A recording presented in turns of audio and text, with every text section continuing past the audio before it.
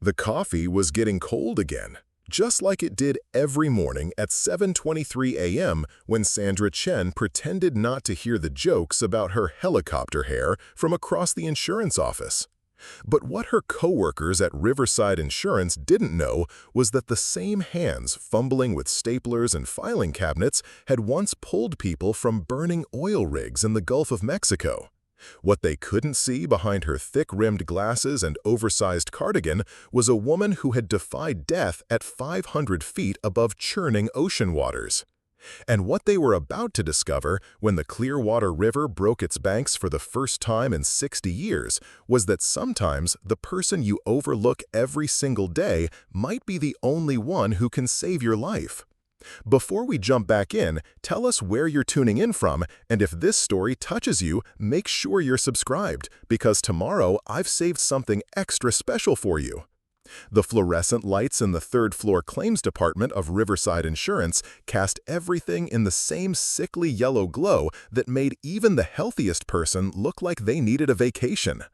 Savannah Blake had been sitting at desk 47B for exactly 8 months, 2 weeks, and 3 days, not that anyone bothered to keep track. At 32, she moved through the maze of cubicles like a shadow, arriving precisely at 8 a.m. with her brown bag lunch and leaving at 5 p.m. sharp with the same quiet efficiency that marked everything she did. Her workspace was a study in careful neutrality, a single succulent plant that somehow thrived despite the artificial lighting, a coffee mug with a faded lighthouse that she'd bought at a gas station somewhere in Oregon, a small framed photo of mountains that could have been taken anywhere. Nothing personal enough to invite questions, nothing interesting enough to start conversations. "Morning, Savannah," called out Brooklyn Patterson from the neighboring cubicle, her voice carrying the forced cheerfulness of someone who'd had too much caffeine and not enough sleep. Brooklyn was 26, fresh out of college, and still believed that office friendships were mandatory rather than optional. She'd been trying to crack Savannah's polite but impenetrable shell since the day Savannah started. Savannah looked up from her computer monitor, pushing her glasses up her nose in a gesture that had become automatic. "Good morning, Brooklyn." Her voice was soft, careful, the kind of voice that never drew attention or caused problems. She turned back to her screen, where insurance claims scrolled endlessly past in neat, organized rows. The Riverside Insurance building sat on Maple Street in downtown Clearwater Falls, a mid-sized town in Oregon that had grown up around the lumber industry and now survived on a mixture of small businesses, retirees, and people who'd moved there for the small-town charm that real estate agents promised. The building itself was a relic from the 1970s, all brown brick and tinted windows, the kind of place where dreams went to get processed, filed, and forgotten. Sandra's job was simple: review insurance claims, verify information, process payments, and handle the occasional phone call from angry customers who wanted to know why their claim was taking so long. It was the kind of work that could be done by almost anyone with basic computer skills and infinite patience for bureaucracy. The kind of work that made people invisible. From her desk, she had a perfect view of the Clearwater River through the building's east-facing windows. The river was beautiful in an understated Oregon way, winding through downtown between tree-lined banks, crossed by an old stone bridge that appeared on every tourist postcard.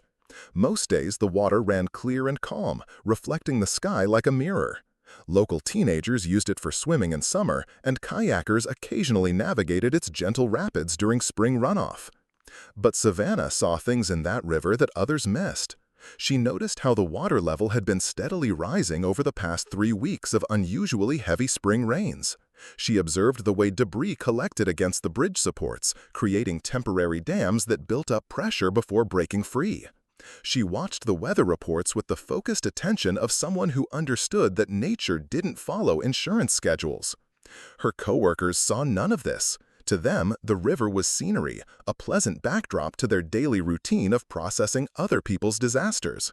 They were far more interested in discussing weekend plans, office gossip, and the ongoing drama of who was dating whom in accounting.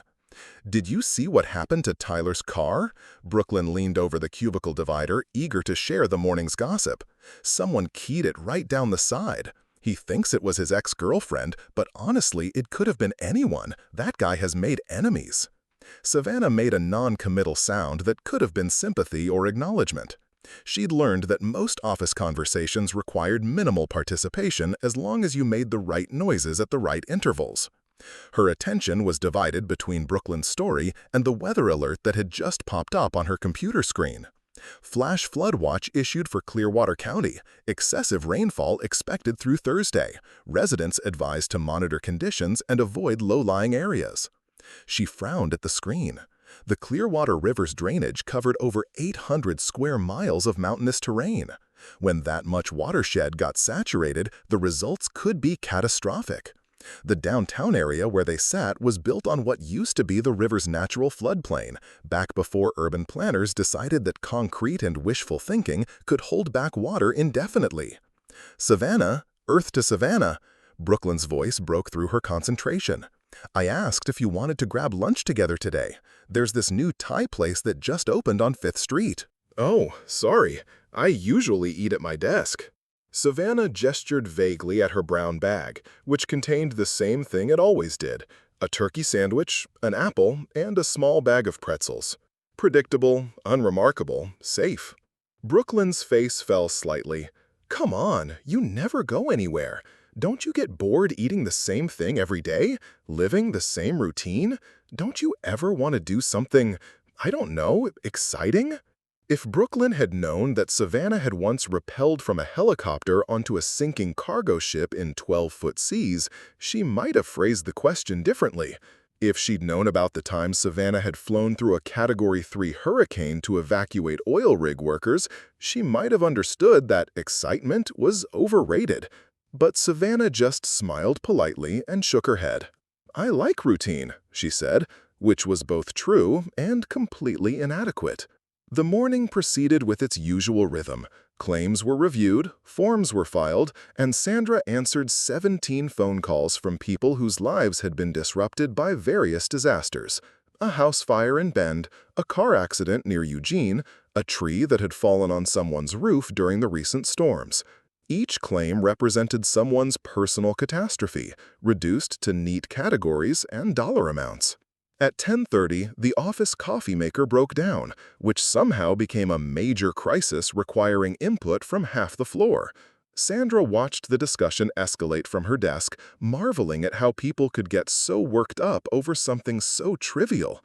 She'd seen real crises, the kind where seconds mattered and indecision killed people. This wasn't that. Around 11 a.m., she noticed that the rain outside had intensified.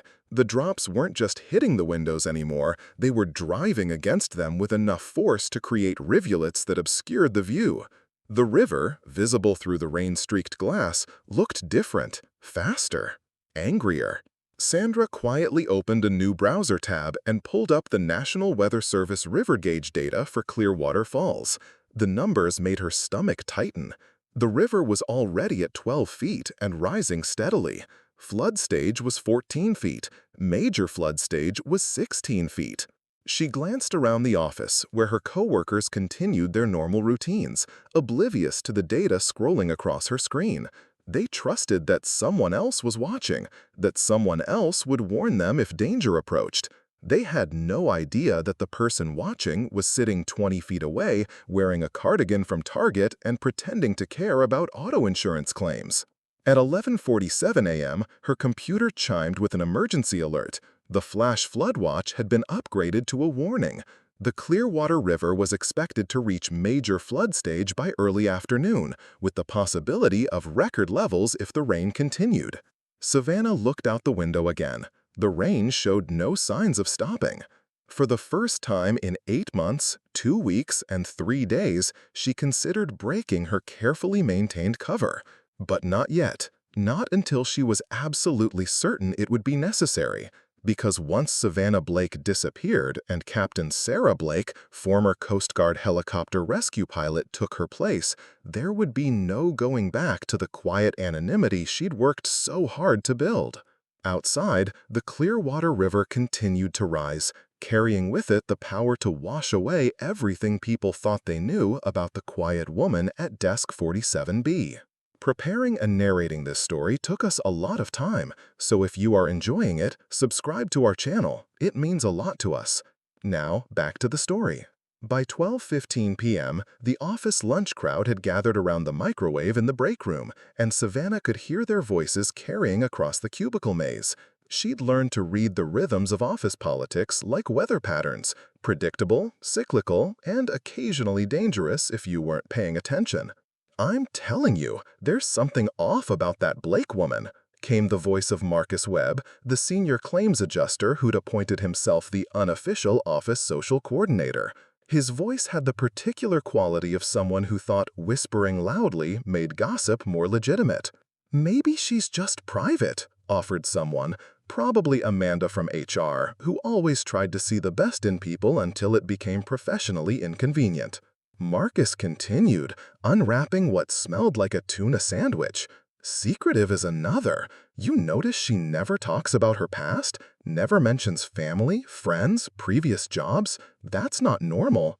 Brooklyn's voice chimed in from somewhere near the vending machine. "She seems nice enough, quiet, but nice. Maybe she's just shy." "Shy people don't move like that," said a new voice, Derek Hamilton from the Fraud Investigation Department. Derek was 38, divorced, and had the suspicious nature that came with spending years looking for insurance scams. "Watch her sometime. She walks like someone who's always checking exits, always aware of her surroundings. That's not shyness." Savannah felt her chest tighten. In 8 months of careful invisibility, she'd apparently been more visible than she thought. Derek was sharp, too sharp.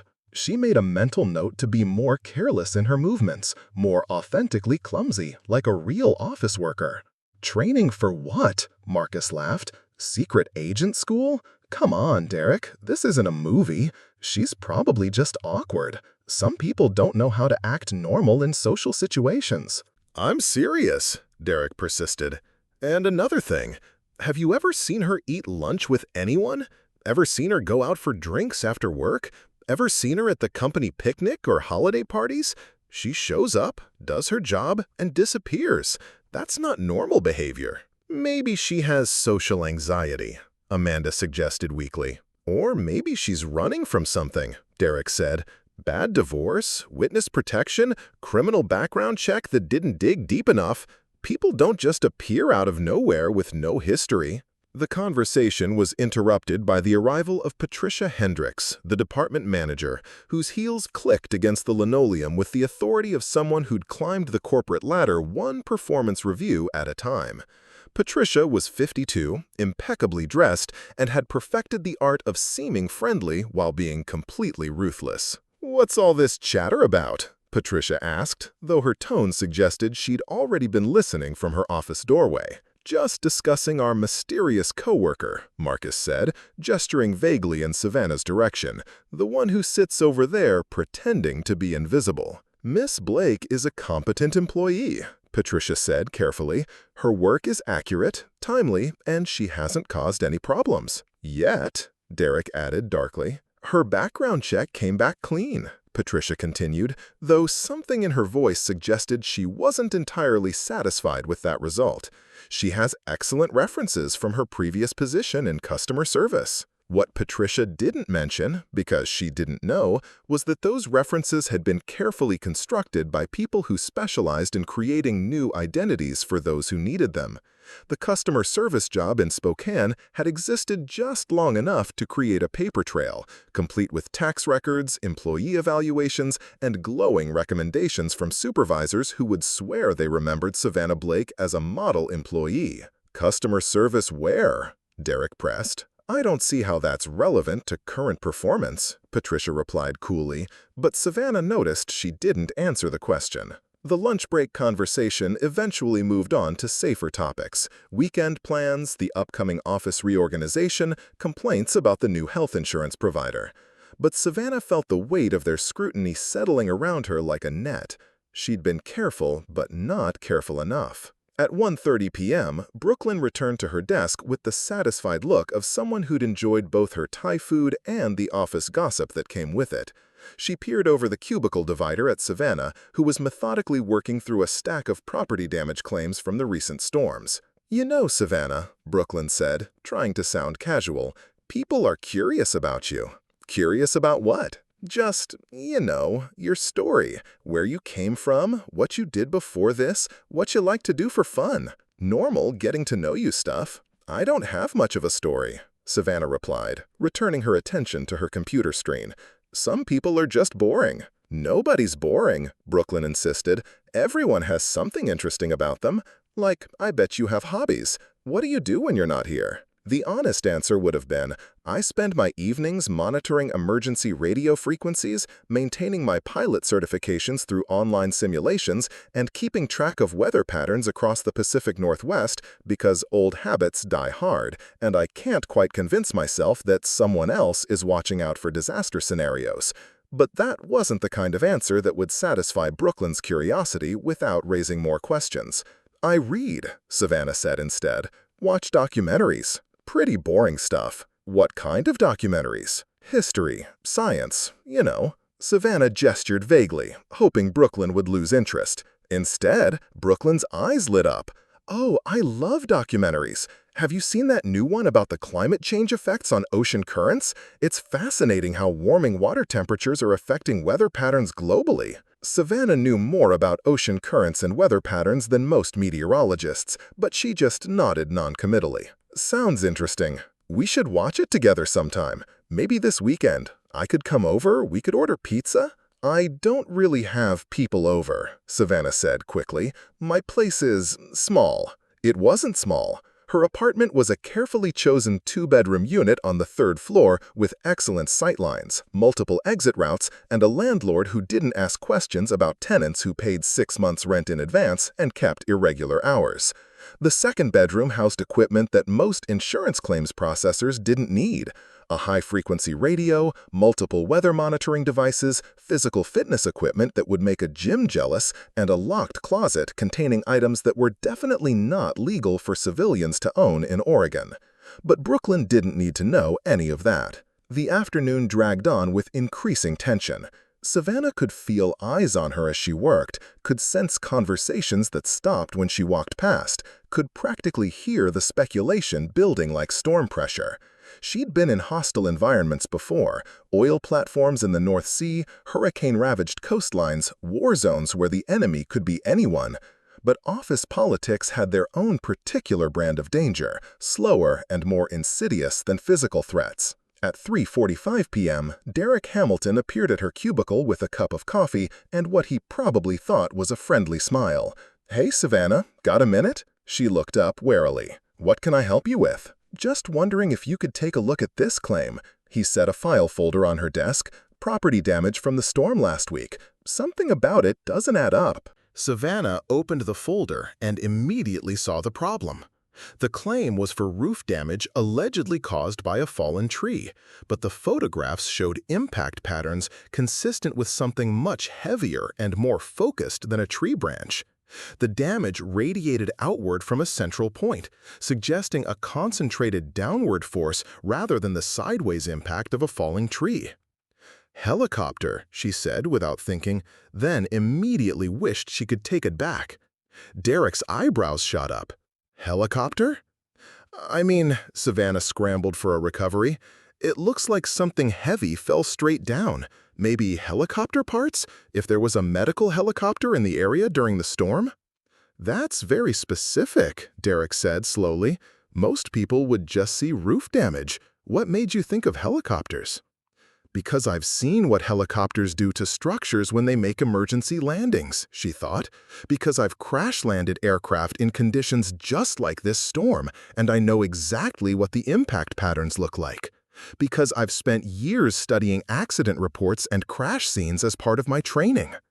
"I watch a lot of those disaster investigation shows," she said instead. "They always talk about impact patterns and stuff." Derek studied her face for a long moment. "Right. Disaster shows." He picked up the file. "I'll check on helicopter activity in the area that night. Good catch." As he walked away, Savannah realized she'd made a crucial mistake. In trying to blend in, she'd revealed expertise that a simple claims processor shouldn't have. Derek was already suspicious, and she'd just given him more reason to dig deeper. Outside, the rain continued to fall, and the Clearwater River continued to rise. But inside the fluorescent-lit maze of Riverside Insurance, a different kind of storm was building. The kind that happened when people started asking the right questions about someone who'd worked very hard to become invisible. And Savannah Blake was beginning to realize that her carefully constructed cover identity might not survive the flood that was coming, in more ways than one. Thursday morning arrived with the kind of gray, heavy sky that promised more rain, and Savannah found herself unconsciously checking wind patterns through the office windows before she'd even turned on her computer. The habit was automatic, assessing visibility, cloud ceiling, wind direction, and speed. Information that would be crucial for helicopter operations, though she told herself she was just making conversation about the weather. The river gauge reading at 7:30 a.m. showed 13.5 feet, still rising. Brooklyn arrived at 8:15, 15 minutes late and clutching a large coffee like a lifeline. Her usually perfect blonde hair was disheveled and her makeup looked hastily applied. Sorry, she mumbled, dropping into her chair.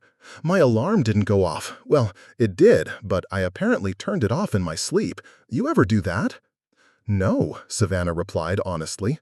After years of being awakened for emergency rescues at all hours, she'd trained herself to wake instantly and completely alert. Sleep was a luxury she'd learned to manage efficiently. "Right, of course you don't," Brooklyn laughed, but there was something strained about it. "You probably have your whole life organized down to the minute. I bet you meal prep and exercise at the same time every day and never lose your keys." The observation was uncomfortably accurate. Savannah did maintain strict routines, not out of compulsiveness, but because structured habits created cognitive space to monitor for threats. When daily activities became automatic, you could focus on the subtle changes in environment, the anomalies that might signal danger. "I just like consistency," Savannah said, opening her email.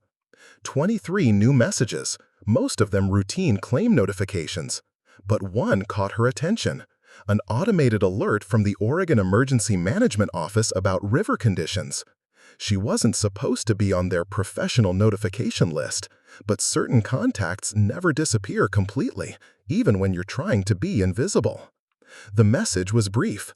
Clearwater River approaching critical flood stage. Emergency services on standby. Evacuation routes under review. She deleted it immediately, but not before noting that emergency services were on standby rather than activated. That meant they were taking a wait-and-see approach, hoping the rain would stop, hoping the river would crest below major flood stage, hoping they wouldn't need to deal with a crisis. Hope was not a strategy. "Oh my God," Brooklyn said suddenly, staring at her own computer screen. "Did you see this?" "See what?" "There's a flood watch for the whole county. They're saying the river might go over its banks." Brooklyn's voice had risen half an octave. "Should we be worried? I mean, we're on the 3rd floor, but still." Savannah glanced around the office. Most people were absorbed in their morning routines, checking emails, discussing weekend plans, complaining about the coffee machine's latest malfunction. No one else seemed to be paying attention to the flood watch, despite the fact that their building sat less than 200 yards from the river. "The building has been here since the 70s, she said carefully. "It's probably fine." "Probably?" Brooklyn looked alarmed. "That's not very reassuring." What would have been reassuring was knowledge that the building had been constructed before modern flood management standards, that the basement housed critical electrical systems that would fail if water reached street level, and that the 3rd floor would be inaccessible if the 1st floor flooded, because the elevators would shut down and the stairwells would become death traps if people panicked. But Savannah couldn't say any of that without revealing the kind of emergency preparedness knowledge that claims processors didn't typically possess. "I'm sure they have plans," she said instead. At 9:30, Marcus Webb made one of his periodic tours through the cubicle farm, ostensibly checking on productivity, but actually gathering material for his next gossip session. He paused at Savannah's desk, noting the Weather Service website she had open in a browser tab. "Worried about a little rain?" he asked with the condescending smile he reserved for people he considered beneath his notice. Just checking the forecast, Savannah replied, closing the tab. You know, in my 12 years here, I've seen them issue flood watches probably 20 times. Never amounts to anything. City's got good drainage, and the river knows its place. Marcus chuckled at his own wit. Course, if you're really worried, you could always work from home. Some people are more comfortable hiding indoors when the weather gets a little dramatic. The comment was clearly meant to suggest cowardice, but it revealed Marcus's fundamental misunderstanding of risk assessment. Someone who'd spent years flying rescue missions in hurricane conditions wasn't afraid of rain. She was afraid of people who didn't take natural disasters seriously enough to prepare for them. "I'll be fine," she said. "I'm sure you will. You seem like the type who's prepared for everything. Probably got an emergency kit in your car, flashlight in your desk drawer, that sort of thing." He was fishing, looking for confirmation of Derek's theory that she was somehow different from a normal employee. The smart response would have been to laugh and deny it, to play the role of an unprepared office worker who'd panic at the first sign of trouble. Instead, she found herself nodding slightly. "It's good to be prepared."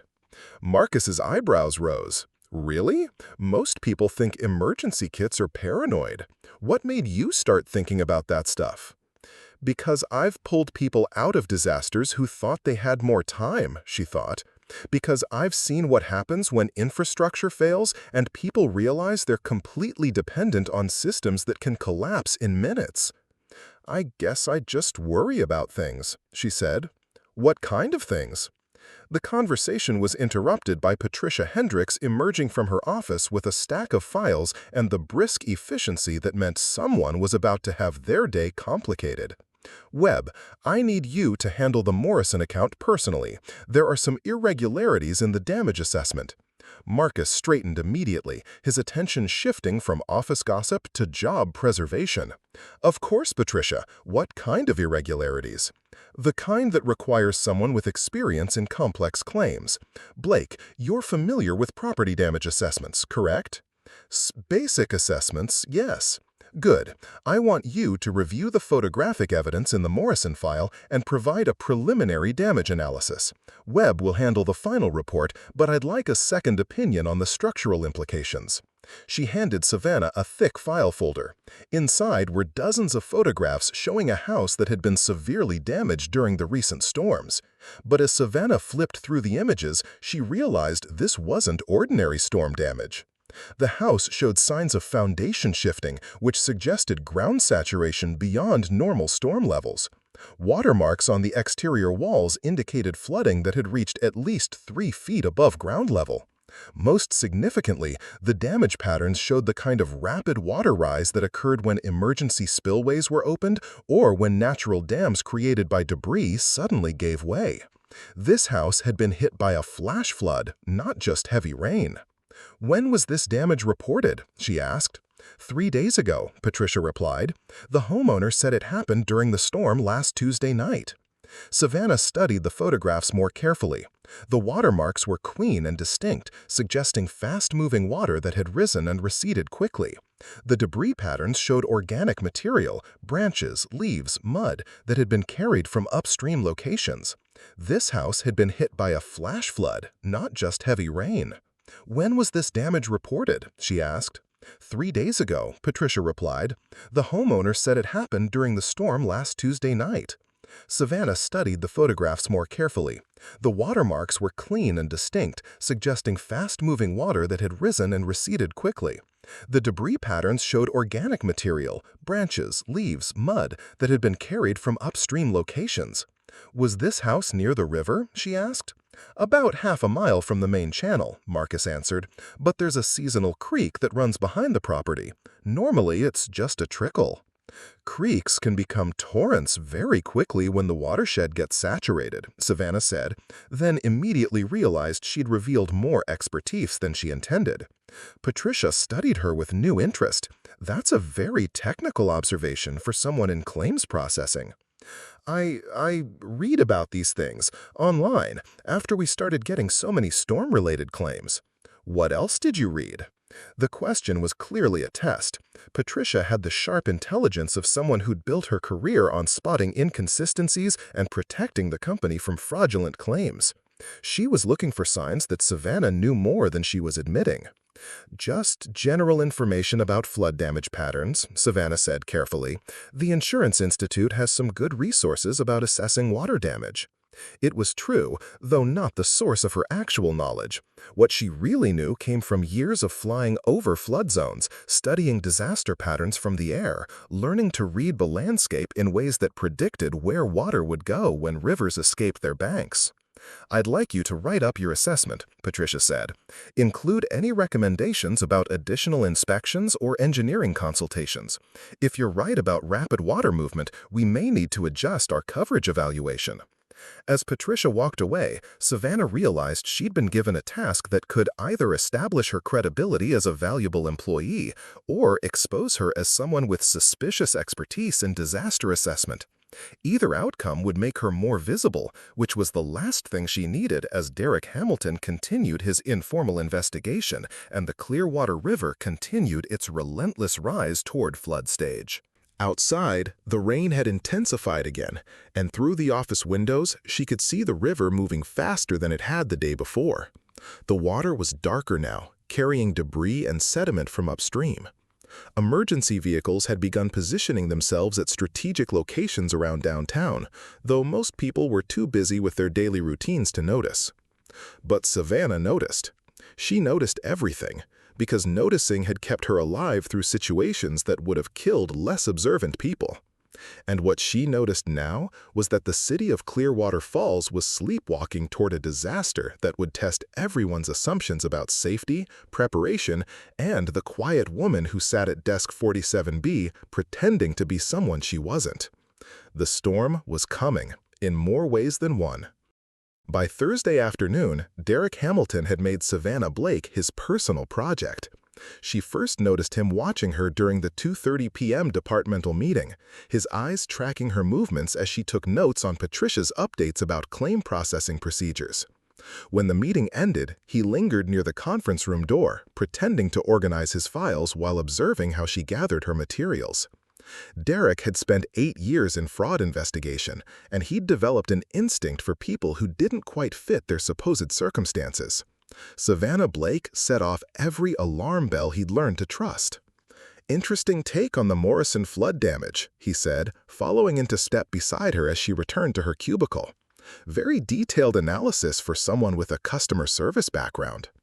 Savannah kept her expression neutral, though her pulse quickened. "I just tried to be thorough." Thorough is one word for it. Technical expertise is another. Derek smiled, but it didn't reach his eyes.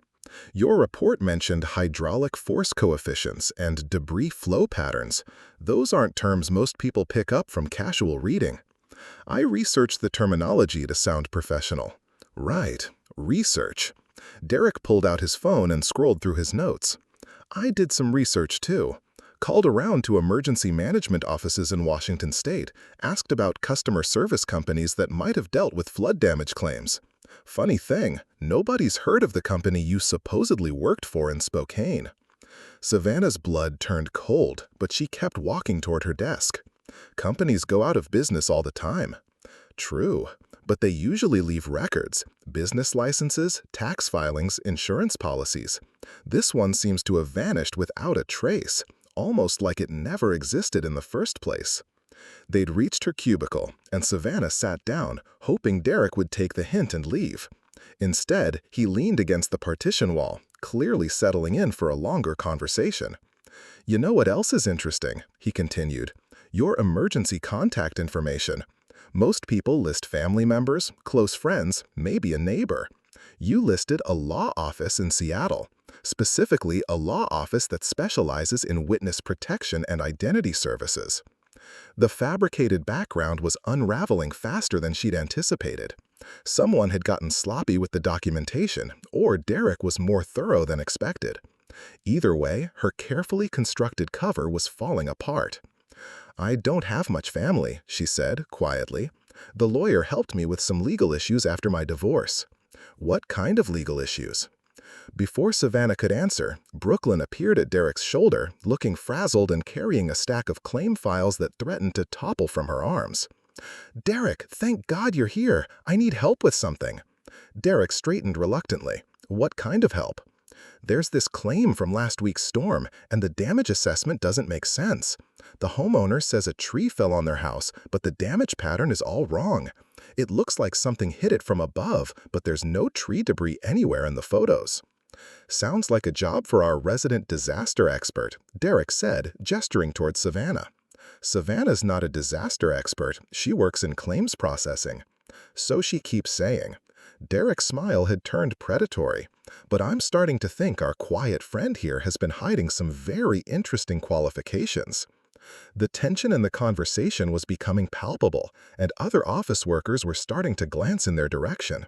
Marcus Webb had emerged from his office and was clearly eavesdropping from behind a filing cabinet.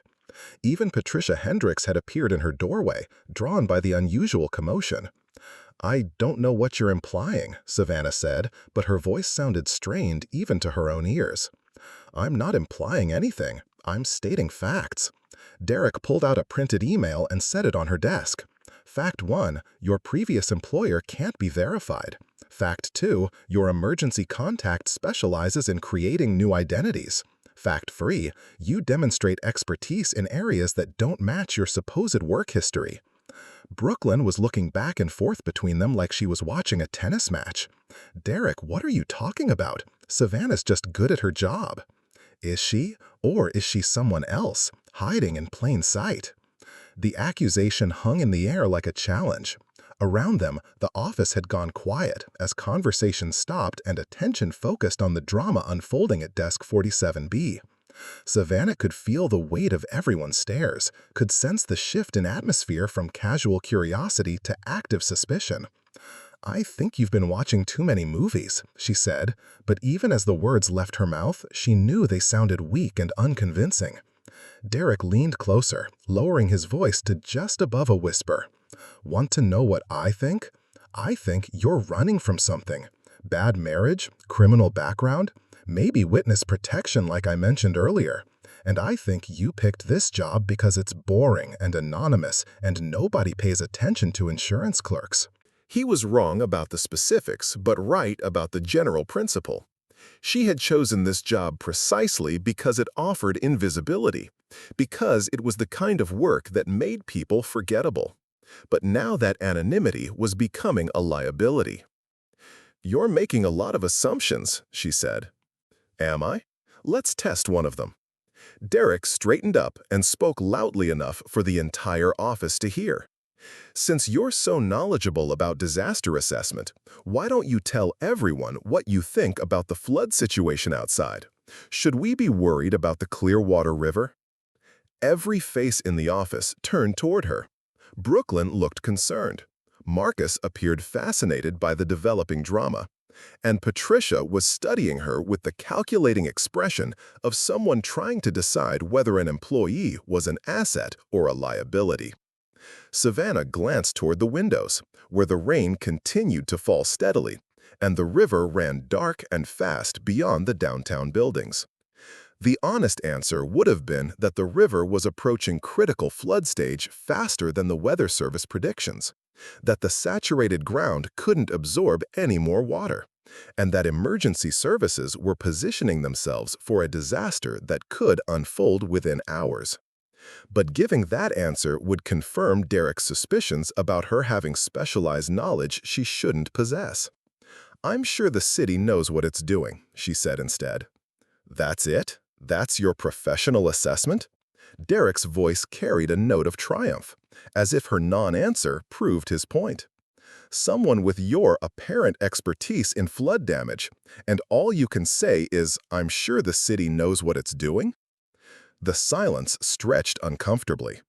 Savannah realized she was trapped between revealing too much knowledge and appearing incompetent. Either choice would make her more vulnerable. "Look," she said finally, "I don't know why you're trying to make me into something I'm not. I process insurance claims. That's all I do. If you have concerns about my work performance, take them up with Patricia." "Oh, I intend to," Derek said. In fact, I think it's time we had a formal conversation about your qualifications and background verification. Patricia stepped forward, her heels clicking authoritatively on the linoleum floor. That's enough, Derek. This isn't the place for personnel discussions.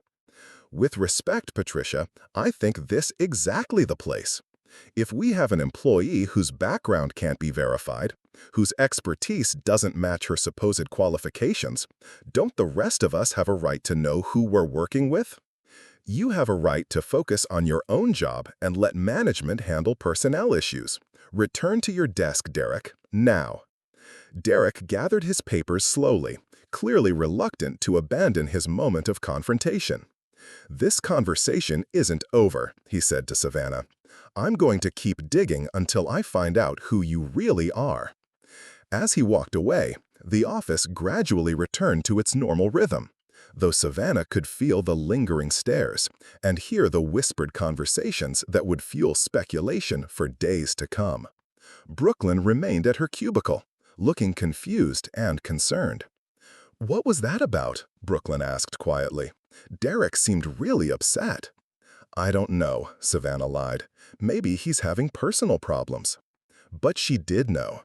Derek Hamilton had correctly identified her as someone living under false pretenses, and he wasn't going to stop investigating until he exposed her real identity. The question was whether she could maintain her cover long enough to figure out an exit strategy, or whether the approaching flood would force her hand before Derek could destroy the life she'd carefully built in Clearwater Falls. Outside, as if responding to the drama inside the office, the rain intensified again, and the Clearwater River continued its relentless rise toward a reckoning that would test everyone's assumptions about danger, preparation, and the true identity of the quiet woman who sat at desk 47B, trying desperately to remain invisible as her world began to flood from multiple directions at once. Friday morning arrived with an ominous stillness that experienced weather watchers recognized as the calm before catastrophe. The rain had stopped sometime during the night, leaving behind a gray sky that pressed down on Clearwater Falls like a heavy blanket. But the sudden absence of precipitation was more alarming than reassuring to anyone who understood watershed dynamics. Savannah arrived at the office to find the parking lot partially flooded, with several inches of standing water that hadn't been there the evening before. The storm drains were overwhelmed, creating small lakes around the building's foundation. Most of her coworkers navigated the puddles with casual annoyance, complaining about wet shoes and damaged leather, as if the flooding were merely an inconvenience rather than a warning. The river gauge reading at 7:15 a.m. showed 15 feet 2 inches, 1 foot above flood stage and climbing steadily. Inside the office, the atmosphere remained tense from Derek's confrontation the previous day. Conversation stopped when Savannah passed by, and she could feel the weight of speculative stares following her movements. Derek himself was conspicuously absent, though his empty desk was covered with files and printouts that suggested he'd been working late into the night on his unofficial investigation. Brooklyn arrived at 8:30, looking haggard and clutching her coffee with the desperation of someone who hadn't slept well. She glanced nervously at Savannah before settling at her desk, clearly torn between concern for her coworker and uncertainty about what yesterday's confrontation had revealed. "The parking lot's flooded," Brooklyn said quietly, as if testing whether normal conversation was still possible between them. "I noticed," Savannah replied, keeping her voice neutral. "Do you think we should be worried? About the building, I mean, if the water keeps rising?" Savannah looked up from her computer, where she'd been monitoring river conditions through multiple weather service websites. The honest answer was that they should have been evacuated already. The building's electrical systems were housed in a basement that would flood if the river rose another 2 feet. The first floor would become inaccessible if water reached street level, trapping anyone on the upper floors until rescue services could reach them. But giving that assessment would require explaining how she knew about building vulnerabilities and emergency evacuation protocols, knowledge that would confirm Derek's suspicions about her background. "I'm sure someone's monitoring the situation," she said instead. "Someone like who? I haven't seen any city officials or emergency management people. Have you?" Before Savannah could answer, Patricia Hendricks emerged from her office with the brisk efficiency that usually meant crisis management. But instead of the confident authority she typically projected, Patricia looked uncertain, almost overwhelmed. "Staff meeting in the conference room immediately," Patricia announced to the office. "Everyone needs to hear this." The conference room quickly filled with the murmur of confused voices as employees speculated about the sudden meeting. Marcus Webb had arrived early and positioned himself near the front, clearly hoping to be close to whatever drama was unfolding. Derek Hamilton was still absent, though his empty chair seemed to cast its own shadow over the gathering. Patricia waited until everyone was seated before speaking. "I've received several calls this morning from city officials regarding the flood situation. The Clearwater River is expected to reach major flood stage within the next few hours." A ripple of concerned conversation ran through the room. "However," Patricia continued, raising her voice slightly, "city officials have assured me that our building is safe. We're on higher ground than the immediate riverfront, and the structure was built to withstand normal flooding conditions." Normal flooding conditions, Savannah thought grimly. Not the kind of catastrophic flood that occurred when 3 weeks of steady rain saturated an entire watershed and then converged on a river system that hadn't seen these water levels since the 1960s. "Are we evacuating?" asked someone from the back of the room. "Not at this time. The city hasn't issued any evacuation orders for this area. We'll continue normal operations while monitoring the situation." Brooklyn raised her hand tentatively. "What if the situation gets worse? What's our emergency plan?" Patricia's hesitation was barely perceptible, but Savannah caught it. "The building has standard emergency procedures. If evacuation becomes necessary, we'll follow established protocols." What Patricia didn't say, because she probably didn't know, was that the building's emergency protocols were designed for fires and medical emergencies, not flood evacuation. The evacuation routes led to ground-level exits that would be underwater if the river continued rising. The emergency assembly point was in the parking lot, which was already partially flooded. "Questions?" Patricia asked, though her tone suggested she hoped there wouldn't be any. Marcus Webb cleared his throat. "What about our work? Are we expected to continue normal productivity if we're monitoring a potential emergency?" "I expect everyone to remain professional and focused. Panic serves no one.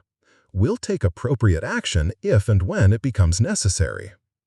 As the meeting broke up, Savannah remained in her chair, staring at the conference room's single window that offered a partial view of the river. Even from the third floor, she could see that the water had changed color and character overnight. Instead of the clear stream that usually wound peacefully through downtown, the Clearwater River had become a churning brown torrent carrying debris that spoke of serious upstream damage. "Savannah," Brooklyn's voice broke through her concentration. "Are you coming?" "In a minute." Brooklyn hesitated at the doorway. "Yesterday, when Derek was asking all those questions about your background, is there something I should know? I mean, I don't care if you have secrets. Everyone has things they don't talk about. But if there's something that might affect our safety?" The question hung in the air like a challenge.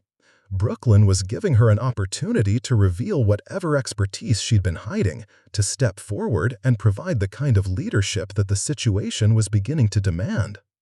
But stepping forward would mean abandoning 8 months of careful invisibility. It would mean confirming Derek's suspicions and accepting that Savannah Blake, insurance claims processor, would cease to exist. Most importantly, it would mean acknowledging that the quiet life she'd built in Clearwater Falls was about to end one way or another. "I'm just worried about the flood," Savannah said finally, "same as everyone else." Brooklyn nodded, though she didn't look entirely convinced. "Okay, but if you think we should be doing something different, something to prepare, just let me know. Okay. Alone in the conference room, Savannah pulled out her phone and opened the emergency management app she'd installed when she first arrived in Clearwater Falls.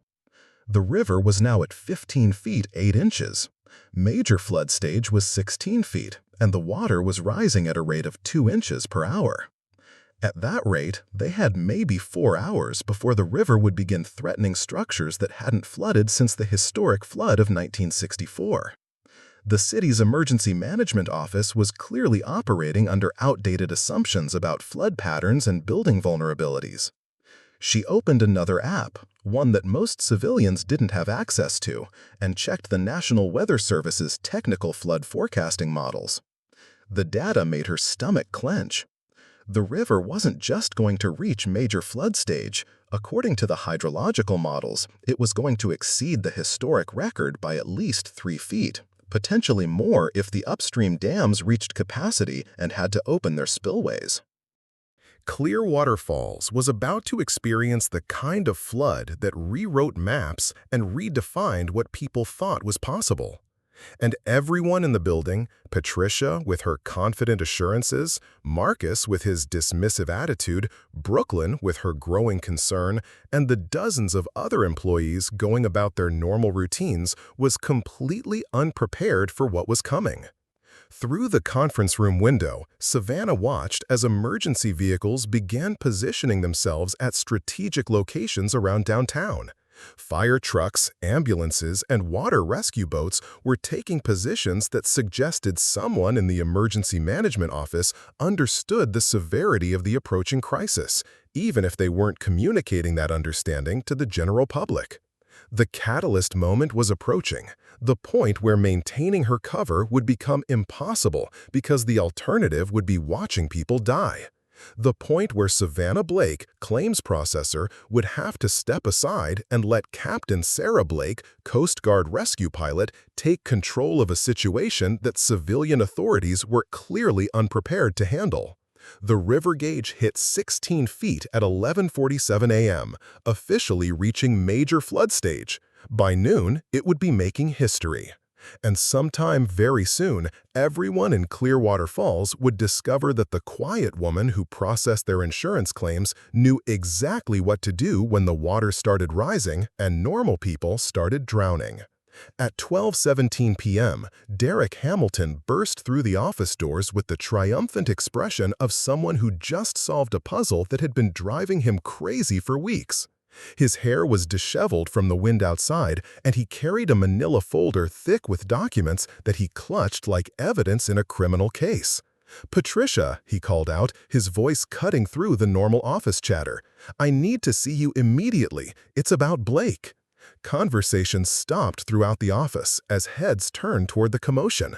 Savannah felt her stomach drop as she watched Derek march toward Patricia's office with the confident stride of someone who believed he'd uncovered something significant. Patricia emerged from her office doorway, clearly annoyed at being summoned so publicly. "Derek, whatever this is about can wait until—" "No, it can't wait." Derek's voice carried across the entire floor.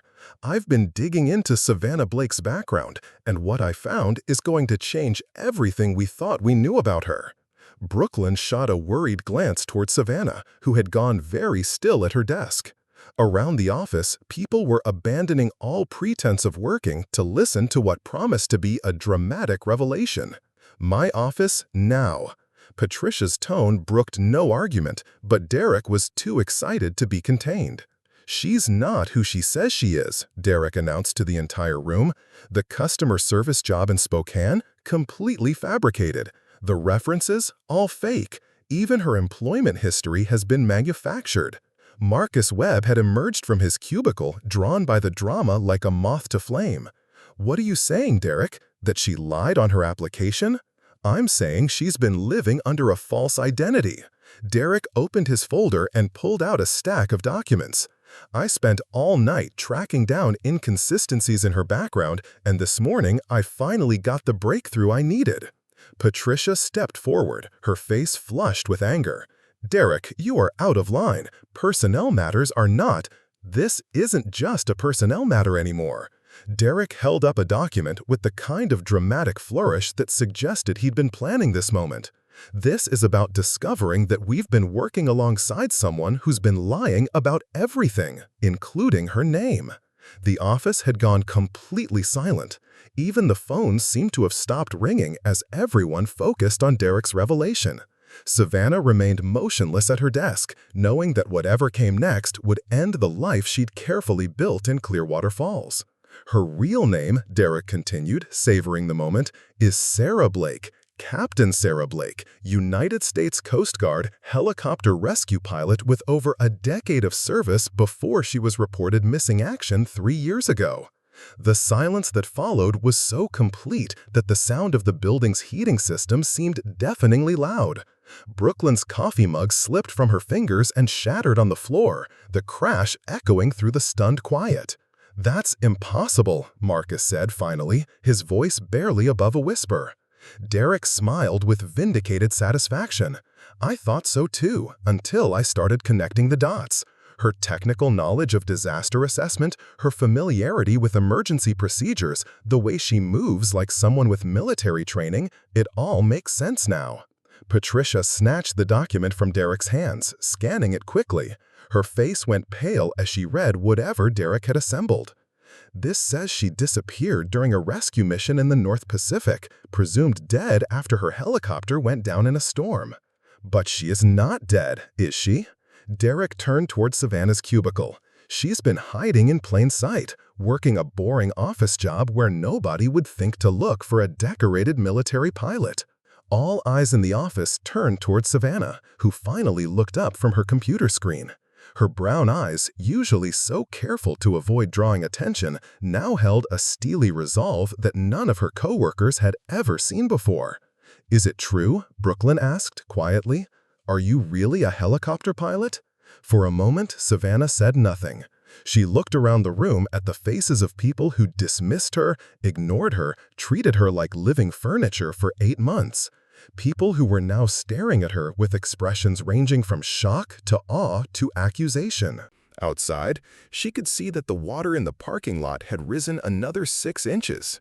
Emergency vehicles were positioning themselves closer to downtown buildings. Through the conference room windows, the river was visible as a churning brown torrent that had already overflowed its banks in several locations. "Yes," she said simply. The single word hit the room like a physical blow. Several people gasped audibly, and Marcus actually took a step backward as if her admission posed some kind of threat. "Why?" Patricia demanded. "Why lie about who you are? Why hide here?" Savannah stood slowly, and as she did, something fundamental changed in her posture and bearing. Gone was the hunched, apologetic stance of someone trying to be invisible. In its place was the straight-backed confidence of someone accustomed to making life-or-death decisions under pressure. "Because, sometimes, disappearing is the only way to survive," she said, her voice carrying an authority that made everyone in the room pay attention. "Because there are people who would kill me if they knew I was alive, and because I needed time to heal from things that most people can't imagine." Derek, apparently emboldened by having his theory confirmed, pressed forward. "What kind of things? What are you running from?" Savannah met his gaze directly. "The kind of things that happen when you spend years pulling people out of disasters that would give you nightmares for the rest of your life. When you watch good people die because you couldn't get to them in time. When you make split-second decisions that save some lives and cost others." The room had gone quiet again, but it was a different kind of silence now. Not the stunned quiet of surprise, but the respectful hush that comes when people realize they're hearing something profound. "I came here because I wanted to be ordinary," she continued. "Because after 10 years of being responsible for other people's survival, I wanted a job where the biggest emergency was a broken coffee machine. Because I was tired of being the person everyone looked to when everything went wrong." Brooklyn found her voice. "But you're not ordinary. You're a hero." "Heroes are what other people call you after you've done things you never wanted to do," Savannah replied quietly. The Coast Guard motto is "So others may live."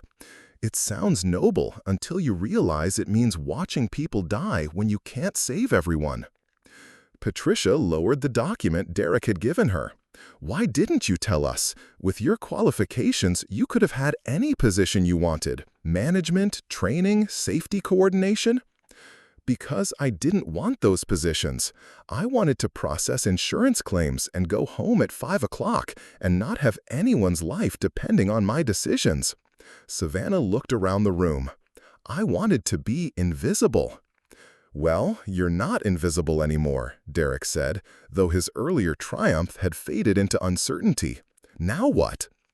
Before Savannah could answer, the building's emergency alert system activated with a piercing electronic tone that made everyone jump. The automated voice that followed was calm but urgent. "Attention all personnel. The Clearwater River has exceeded major flood stage and is continuing to rise rapidly. Emergency services are requesting immediate evacuation of all buildings within 3 blocks of the river. This includes our current location. Please proceed to designated evacuation routes immediately." Patricia went pale. "But they said we were safe. The city officials assured me." "City officials don't always have complete information," Savannah interrupted, already moving toward the windows to assess the situation outside. What she saw confirmed her worst fears. The parking lot was now completely underwater, with at least 3 feet of standing water that was still rising.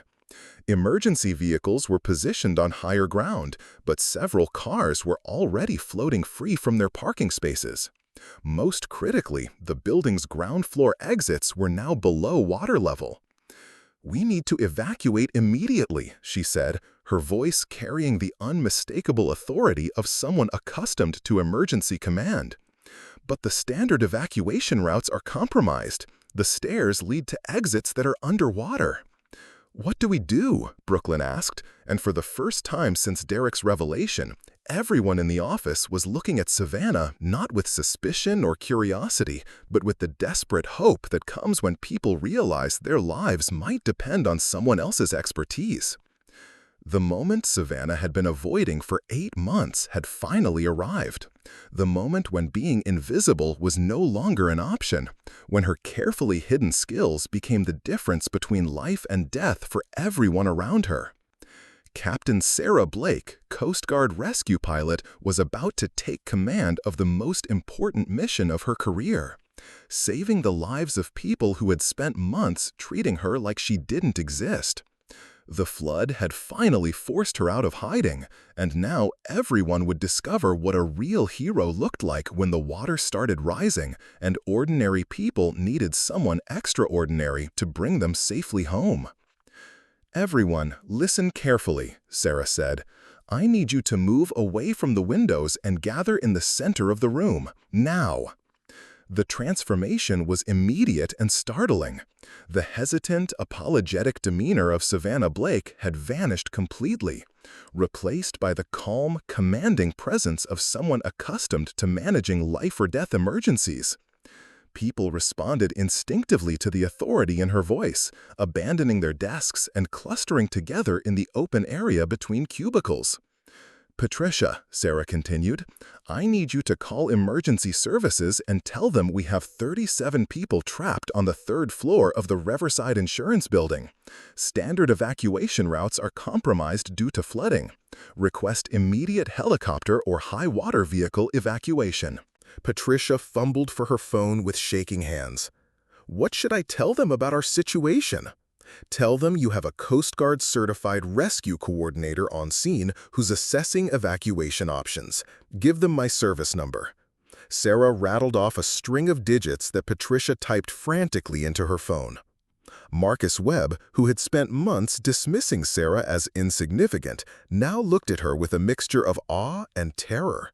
"How bad is it out there?"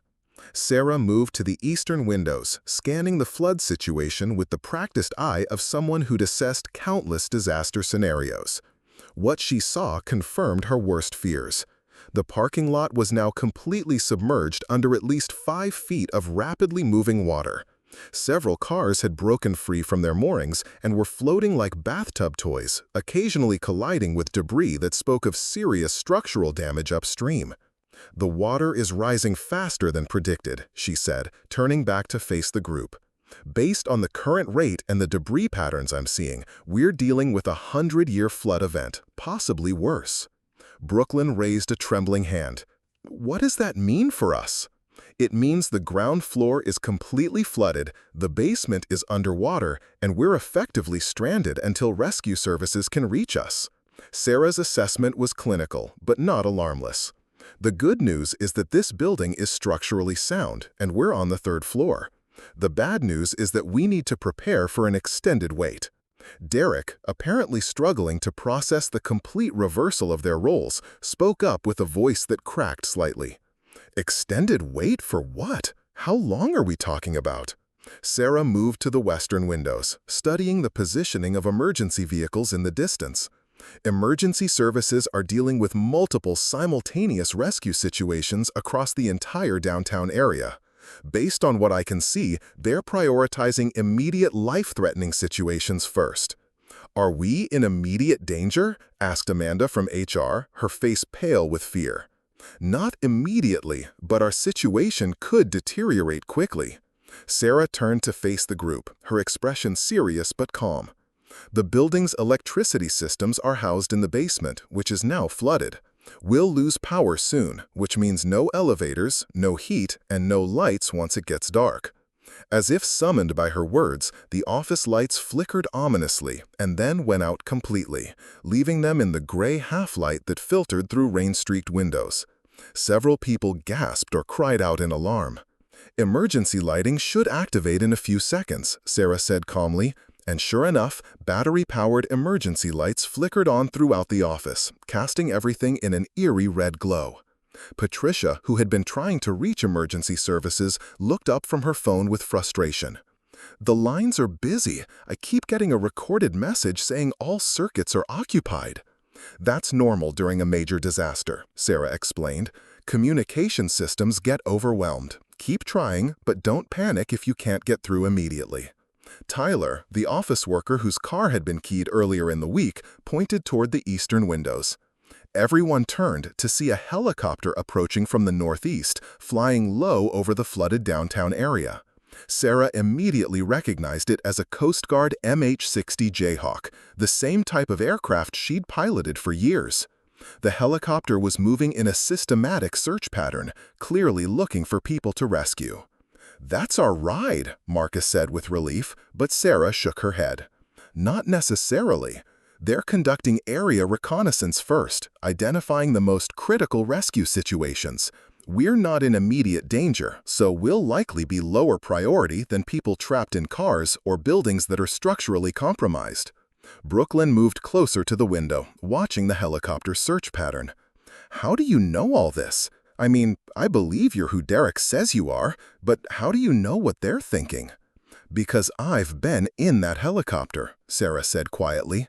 "I've flown those search patterns hundreds of times. I know the decision matrix they're using, the risk assessments, the resource allocation protocols." She paused, watching the helicopter disappear behind a building to the south.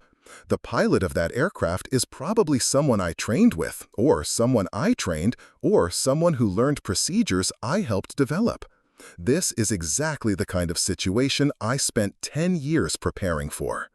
"Then why aren't you out there helping them?" Derek asked, and there was no accusation in his voice now, only genuine curiosity. Sarah was quiet for a moment, her eyes fixed on the flooded landscape outside. "Because I'm not that person anymore. I gave up being Captain Sarah Blake 3 years ago. I'm supposed to be dead, remember?" "But people are dying out there," Brooklyn said softly. "People you could save." "And people are trapped up here," replied Sarah. "People I'm responsible for now, whether I wanted that responsibility or not." The sound of rushing water below them had grown louder, a constant background roar that spoke of incredible volumes of water moving at dangerous speeds. Through the floor, they could feel occasional vibrations as debris struck the building or as water pressure shifted the structure in ways it wasn't designed to handle. Marcus, who had been uncharacteristically quiet, finally spoke up. "Sarah, I need to ask you something, and I need an honest answer. Are we going to die here?" The question hung in the air like a challenge. 36 faces turned toward Sarah, looking for reassurance, for hope, for someone to tell them that everything would be okay. It was a look she remembered from countless rescue missions, the desperate trust that people placed in her when their own resources had been exhausted. "Not if I can help it," she said finally, "but I need everyone to understand that this situation is serious. We're dealing with a natural disaster that exceeds normal emergency response capabilities. Rescue services are overwhelmed, communication systems are down, and we're going to have to take care of ourselves for a while."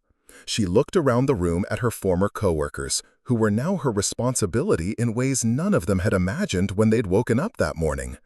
"The skills that made me a good rescue pilot aren't just about flying helicopters. They're about resource management, risk assessment, and keeping people alive in situations where normal systems have failed. Those skills don't disappear just because I'm not wearing a uniform anymore."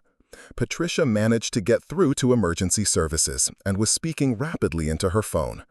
After a few minutes, she hung up and looked at the group with an expression that mixed hope and concern. "They know we're here," she announced, "but they said it could be several hours before they can reach us. They're prioritizing rescues of people in immediate danger, cars caught in floodwaters, people trapped in collapsing buildings, medical emergencies." "Several hours?" Brooklyn's voice rose with panic. "We could be here all night?" "Possibly longer," Sarah said matter-of-factly. "But we're going to be prepared for that." She moved to the center of the room and began speaking with the calm authority of someone who'd briefed countless rescue operations. "First priority is inventory. I need to know what resources we have: food, water, medical supplies, flashlights, batteries, blankets, anything that could be useful. Brooklyn, can you coordinate that?"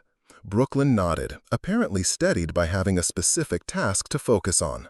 "Second priority is establishing communication protocols. Patricia, keep trying emergency services every 30 minutes, but don't tie up the line constantly. Marcus, do you have a battery-powered radio or any way to monitor emergency broadcasts?" Marcus shook his head. "Just my phone, but the battery's getting low." "Conserve phone batteries. Turn them off except for essential communication." Sarah looked around the group. "Third priority is preparing for the possibility that we'll be here overnight. That means rationing resources, managing body temperature, and maintaining morale." Derek, apparently struggling to process the complete reversal of their roles, spoke up with a voice that cracked slightly. "Extended wait? For what? How long are we talking about?" Sarah moved to the western windows, studying the positioning of emergency vehicles in the distance. "Emergency services are dealing with multiple simultaneous rescue situations across the entire downtown area. Based on what I can see, they're prioritizing immediate life-threatening situations first." "Are we in immediate danger?" asked Amanda from HR, her face pale with fear. "Not immediately, but our situation could deteriorate quickly." Sarah turned to face the group, her expression serious but calm. "The building's electricity systems are housed in the basement, which is now flooded. We'll lose power soon, which means no elevators, no heat, and no lights once it gets dark." As if summoned by her words, the office lights flickered ominously and then went out completely, leaving them in the gray half-light that filtered through rain-streaked windows. Several people gasped or cried out in alarm. "Emergency lighting should activate in a few seconds," Sarah said calmly. And sure enough, battery-powered emergency lights flickered on throughout the office, casting everything in an eerie red glow. Patricia, who had been trying to reach emergency services, looked up from her phone with frustration. "The lines are busy. I keep getting a recorded message saying all circuits are occupied." "That's normal during a major disaster," Sarah explained. "Communication systems get overwhelmed. Keep trying, but don't panic if you can't get through immediately." Tyler, the office worker whose car had been keyed earlier in the week, pointed toward the eastern windows. "Is that what I think it is?" Everyone turned to see a helicopter approaching from the northeast, flying low over the flooded downtown area.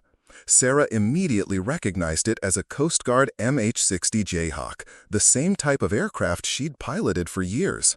The helicopter was moving in a systematic search pattern, clearly looking for people. At 3:47 p.m., everything changed.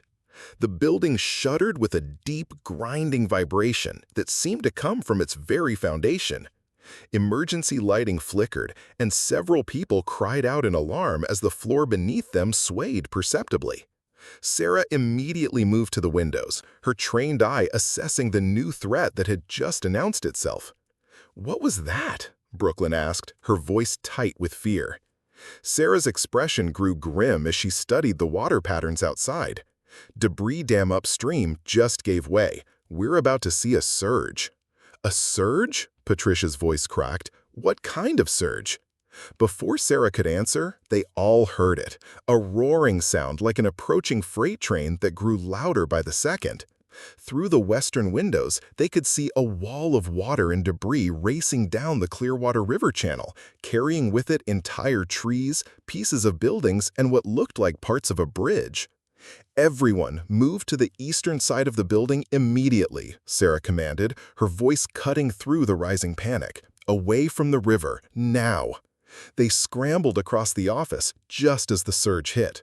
The impact was tremendous, a thunderous crash that shook the entire building and sent several ceiling tiles raining down.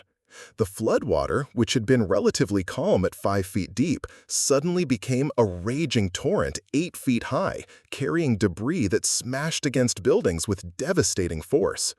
Through the chaos, Sarah's radio, the emergency frequency scanner she'd hidden in her desk drawer for months, crackled to life with urgent transmissions. All units, we have multiple building collapses in the 300 block of Main Street. Mayday calls from the old Morrison Hotel, structure compromised, approximately 15 people trapped on upper floors. Coast Guard Air Station, this is Rescue 6047. We have visual on the insurance building. 3rd floor appears intact, but water level has risen significantly. Request priority assessment for helicopter evacuation. Sarah grabbed the radio, her finger hesitating over the transmit button. Using it would expose her presence to emergency services who believed Captain Sarah Blake was dead. It would end whatever remained of her anonymity forever. But as she looked around the room at 36 terrified faces looking to her for salvation, the choice became clear. She keyed the microphone. "Coast Guard Air Station, this is Captain Sarah Blake, service number 2847 Delta Golf. I am on scene at Riverside Insurance building with 37 civilians requiring immediate evacuation. Building is structurally sound, but water level is rising rapidly following debris dam breach." The radio went silent for several seconds. Then, someone else said last transmission, "Confirm identity of speaker." "This is Captain Sarah Blake, formerly of Air Station Astoria, presumed KIA North Pacific 3 years ago. I am alive and coordinating civilian evacuation from flood zone. Authentication code Whiskey 77 Alpha Tango Delta, current as of this morning's briefing." Another pause, longer this time. Then a different voice came on the radio, older, familiar, carrying the weight of command authority. "Sarah Blake, this is Commander James Mitchell, Air Station Portland. Is that really you?" Sarah closed her eyes for a moment. Commander Mitchell had been her commanding officer, her mentor, and the closest thing to a father figure she'd known in the Coast Guard. Hearing his voice brought back a flood of memories she'd spent 3 years trying to forget. "Hello, Jim. Yes, it's really me." "Jesus Christ, Sarah, we had a funeral for you. I gave the eulogy." Mitchell's voice carried a mixture of joy, anger, and disbelief. "Where the hell have you been?" "Hiding, healing, pretending to be someone else." Sarah looked around the room at her coworkers, who were listening to the conversation with fascination despite their fear. "It's a long story, and right now, we have more immediate problems." "Copy that. Rescue 604 is inbound to your location, ETA 12 minutes. But Sarah, the landing zone is compromised. Floodwater and debris make rooftop approach extremely hazardous." Sarah moved to the stairwell access and pushed open the door. The sound of rushing water was deafening, and she could see that the stairwell was flooded up to the second-floor landing. But more critically, she could hear the groaning of stressed building materials and the occasional crash of debris against the structure. "Jim, I need to get these people to the roof, but the internal stairs are compromised. Water level in stairwell is approximately 6 feet and rising. I'm going to need to find an alternate route." She handed the radio to Patricia and began examining the building's layout with the systematic approach of someone trained in emergency evacuation procedures. The office had a maintenance access in the corner that led to the building's mechanical systems. Following those conduits might provide a path to the roof that bypassed the flooded stairwells. "Everyone, I need you to listen carefully," Sarah announced. "We're going to evacuate by helicopter, but we need to reach the roof. The normal stairwells are flooded, so we're going to use an alternate route." She led them to the maintenance access, a narrow door marked "Authorized Personnel Only" that she opened with a paperclip she'd straightened into a lockpick. Beyond the door was a cramped utility corridor lined with pipes and electrical conduits. This accessway connects to the building's elevator machine room on the 5th floor, which has emergency roof access, she explained. "It's going to be tight and we'll have to move single file, but it's our way out." Derek, who had spent the morning trying to expose her secrets, now looked at her with something approaching reverence. "How do you know about building layouts and maintenance access?" "Part of rescue training is understanding building systems and emergency egress routes," Sarah replied, testing the stability of a ladder that led upward through the utility shaft. "When you're pulling people out of disasters, you need to know every possible way in and out of a structure." Brooklyn volunteered to go first, followed by the older office workers who might need assistance. Sarah positioned herself in the middle of the group, where she could help anyone who had trouble with the climb, while Marcus brought up the rear to ensure no one was left behind. The journey through the building's mechanical systems was claustrophobic and terrifying. They crawled through spaces barely wide enough for a single person, climbed ladders in complete darkness, and navigated around machinery that hummed and groaned ominously. But Sarah's calm guidance and expertise turned what could have been a panicked scramble into an organized evacuation. 23 minutes after they'd started climbing, they emerged onto the building's roof to find a Coast Guard MH-60 Jayhawk helicopter approaching through the gray afternoon sky. Sarah felt her chest tighten as she recognized the aircraft she'd flown so many times, now coming to rescue her and the people she'd sworn to protect. "Sarah!" Commander Mitchell's voice crackled through a bullhorn as the helicopter maneuvered into position. "You're still the craziest pilot I ever knew, but I'm damn glad you're alive." The helicopter evacuation proceeded with textbook efficiency. Sarah coordinated the loading, ensuring the elderly and injured went first, maintaining order despite the rotor wash and noise that made communication difficult. She was the last person to board, looking back one final time at the flooded city that had become her refuge for 8 months. As the helicopter lifted off, carrying them all to safety, Patricia leaned over and shouted above the engine noise, "What happens now? To you, I mean." Sarah looked down at the submerged streets of Clearwater Falls, where other rescue helicopters were still pulling people from rooftops and flooded buildings. After 3 years of hiding, she was back in the world she'd tried to leave behind, a world where her skills made the difference between life and death for people she'd never met. "I don't know," she replied honestly. "For 3 years, I've been trying to be someone ordinary, someone invisible. But maybe some people aren't meant to be invisible." 6 months later, Commander Sarah Blake reported for duty at Coast Guard Air Station Portland, where she established new training protocols for urban flood rescue operations.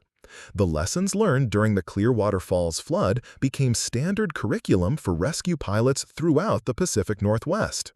Brooklyn Patterson, now working as a disaster preparedness coordinator for the state of Oregon, often told the story of how the quiet woman at the next desk had turned out to be the person who saved their lives.